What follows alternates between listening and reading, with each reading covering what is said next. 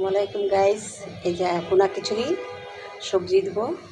এই যে খিচুড়ি রান্না করবো, ডাল আর চাল, আর এই যে মাংসের কিমা কটা রাখছি দিয়ে দিব। খিচুড়ি বসাবো।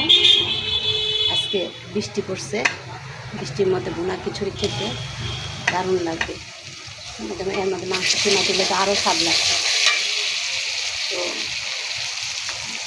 দেখেন রেসিপিতে ফার্স্টে আদা রসুন দিলাম, তারপরে হলুদ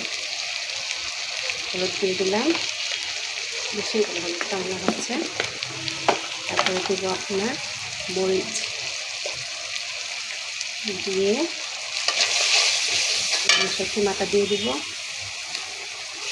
মাংসের কিমা দিয়ে দিব, দিয়ে সবজি দিয়ে দিব।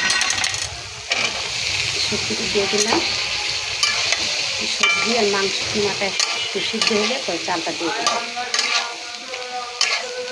চালটা দিয়ে নেব। খিচুড়ি খেতে আসলে ভালোই লাগে যদি ভালো করে রান্না করা হয়। তো সাপোর্ট করেন গাইজ, এত কষ্ট করে ভিডিও করি। ভালো থাকবেন। আসসালামু আলাইকুম।